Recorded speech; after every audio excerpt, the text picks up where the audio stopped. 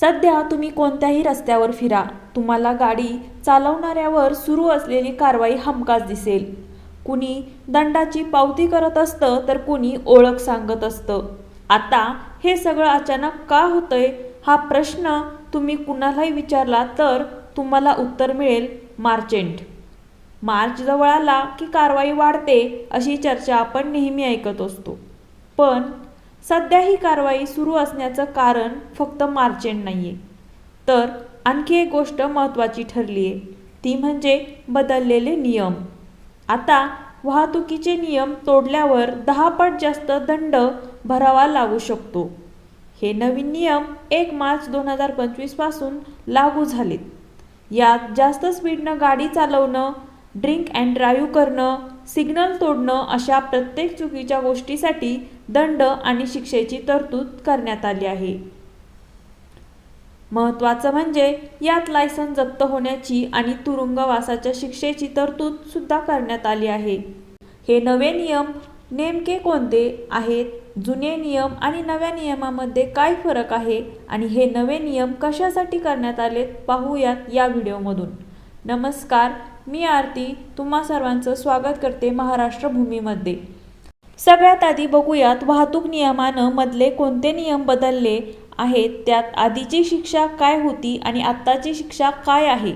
Motor वाहन कायद्याअंतर्गत नवीन motor वाहन नियम व दंड 1 मार्च 2025 पासून सगळ्या भारतात लागू झालेत.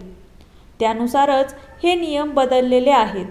पहिला नियम म्हणजे मद्यपान करून वाहन चालवणे. यापूर्वी जर तुम्ही मद्यपान करून गाडी चालवताना आढळलात तर तुम्हाला फक्त 1000 ते 1500 रुपयापर्यंतचा दंड भरावा लागत होता. पण आता तो दंड तब्बल 10 पट वाढवण्यात आलाय. नवीन नियमानुसार मद्यपान करून गाडी चालवताना पहिल्यांदाच पकडल्यास 10,000 रुपयाचा दंड आणि 6 महिने तुरुंगवासाची शिक्षा होऊ शकते. जर तुम्ही या नियमांकडे दुर्लक्ष करून दुसऱ्यांदा मद्यपान करून वाहन चालवताना आढळलात तर हा दंड 15,000 रुपयापर्यंत वाढेल आणि तुरुंगवास 2 वर्षापर्यंत वाढू शकतो. दुसरा वाहतूक नियम म्हणजे हेल्मेटशिवाय दुचाकी चालवणं. जर कोणी हेल्मेट न वापरता टू व्हीलर चालवत असेल तर यापूर्वी 100 रुपये इतकाच दंड भरावा लागत होता.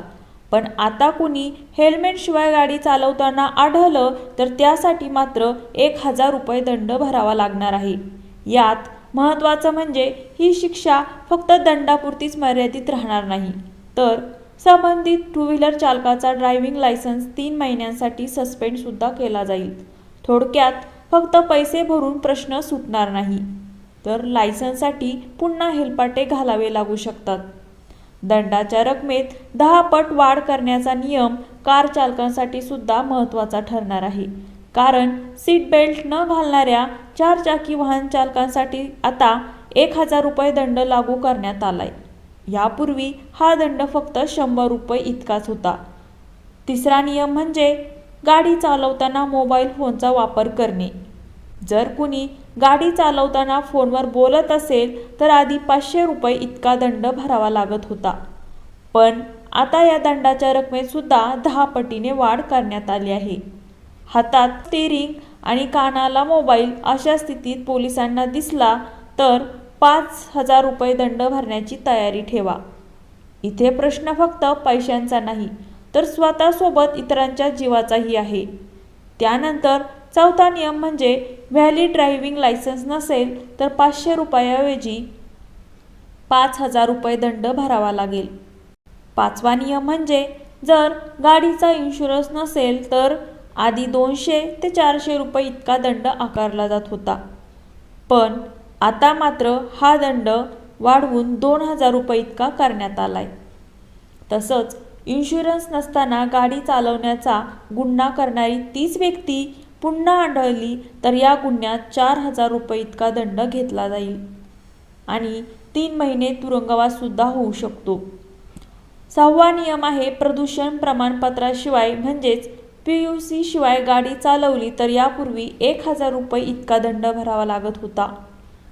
पण आता मात्र हाच दंड 10,000 रुपये आणि 6 महिने तुरुंगवासाची शिक्षा असा करण्यात आलाय. 7वा नियम खास ट्रिप्सी फिरवणाऱ्यांसाठी आहे. जर टू व्हीलरवर 3 जणांचा प्रवास करताना पकडलं तर 1000 रुपये इतका दंड आकारला जाईल. यापूर्वी हा दंड फक्त 100 रुपये इतकाच होता. पुढचे काही नियम म्हणजे वेग मर्यादा ओलांडणं, सिग्नल तोडणं, रेसिंग करणं यासारख्या गुन्ह्यासाठी 5000 रुपये इतका दंड निश्चित करण्यात आला आहे. आधी हा दंड 500 रुपये इतका होता. तसेच ॲम्ब्युलन्स, अग्निशमन दल किंवा पोलीस वाहनांना वाट न दिल्यास 10,000 रुपये दंड आकारला जाणार आहे. आधी हा दंड फक्त 1000 रुपये इतकाच होता. वाहन क्षमतेपेक्षा अधिक सामान किंवा लोक भरून देणाऱ्या व्यावसायिक आणि वैयक्तिक वाहन चालकांना याआधी 2000 रुपये इतकी रक्कम दंड म्हणून भरावी लागत होती. पण नवीन नियमानुसार हा दंड तब्बल 20,000 रुपये इतका करण्यात आलाय.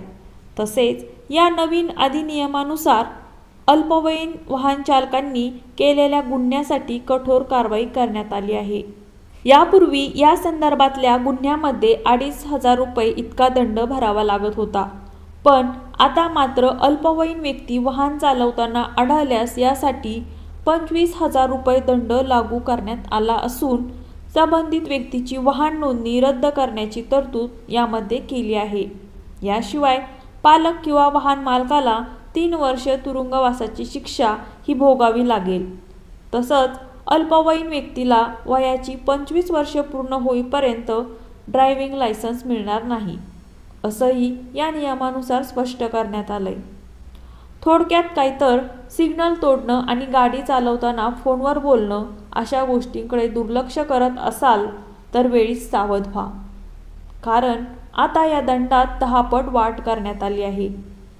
आता प्रश्न असा उभा राहतो की सरकारने हे नवीन नियम आणि दंड का लागू केले? 10 पट दंड वाढवून सरकारला काय साध्य करायचे? तर भारत हा जगात रस्ते अपघातामध्ये सर्वाधिक मृत्यू होणारा देश म्हणून ओळखला जातो. 2023च्या रिपोर्टनुसार देशात 40.80 लाखांपेक्षा अधिक रस्ते अपघात झाले, ज्यामध्ये 1.72 लाखांपेक्षा अधिक लोकांचा मृत्यू झाला. दरवर्षी लाखो लोक अपघातात आपले प्राण गमावतात.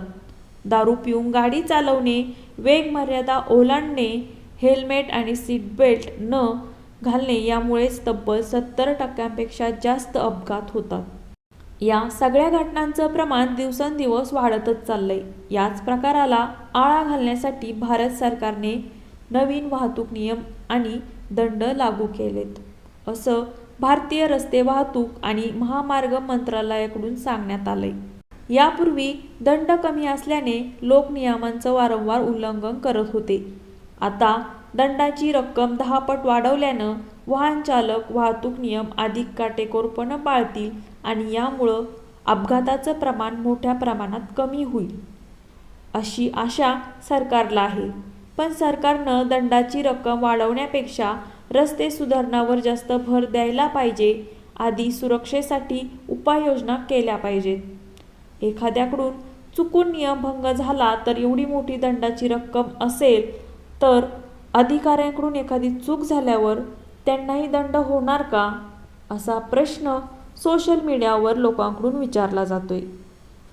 आता या दंडवाढीचा वाहतूक नियम पालनावर आणि सामान्य जनतेवर नक्की काय परिणाम होईल हे पाहणं महत्त्वाचं ठरेल. या नियमाबद्दल आणि वाढलेल्या दंडाबद्दल तुम्हाला काय वाटतं? तुमची मत आणि प्रतिक्रिया आम्हाला कमेंट करून नक्की सांगा. आणि अशाच माहितीपूर्ण व्हिडिओसाठी आपल्या चॅनलला सबस्क्राईब करा.